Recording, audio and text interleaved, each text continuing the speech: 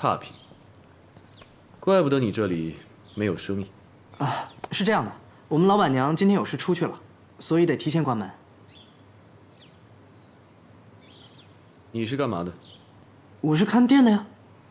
你老板娘还兼厨师？啊，那不是一有点什么事情就做不了生意了？完全不懂得经营之道，完全是个很差的管理者。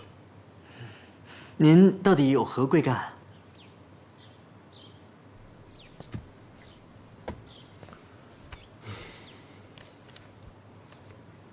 这菜色单调，没有特色，怎么能有竞争力？你到底是谁啊？找茬的还是管闲事的？我，你们的救世主。我是你们这里的业主，看不过眼你们这样的店还生存下去，影响市场生态，浪费资源，所以我决定把这个店收回去，将这一带打造成美食王国。我知道你们的租约还没有到期，我愿意付3倍的违约金，帮你们定。Shut up！别一副什么都懂的样子。我问你，制作美食最基本的原则是什么？新鲜的食材，美味的调料。错，是情。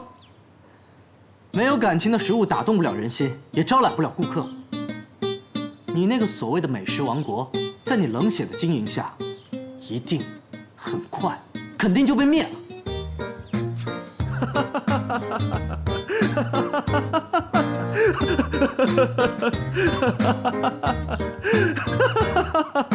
情，老天给了我忘情的本领，却给了我赚钱的本事。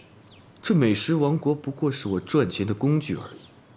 就如你所说的，一旦灭了，就再另寻生机。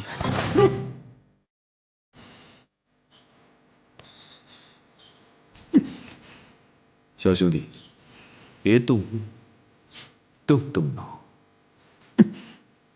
做人呢，不要太较真。我不需要你来说教，出去，出去！我说过我容易忘事，我也不记得我到底是练过武功、跆拳道、拳击，还是什么都练过。告诉你们老板娘，千万别和钱过不去，不要再和我做一些无谓的斗争。